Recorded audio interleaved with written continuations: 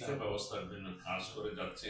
অন্যান্য যারা এখানে উপস্থিত আছে, আমাদের কামাল ভাইও এখানে উপস্থিত আছেন, আরো কয়েকজন আলোচক চলে গেছেন।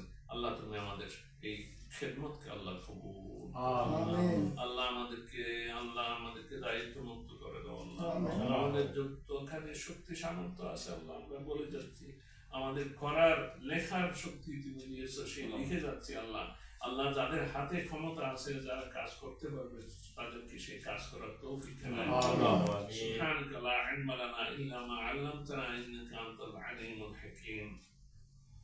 رب اجعلني مقيم الصلاة ومن ذريتي ربنا وتقبل دعاء.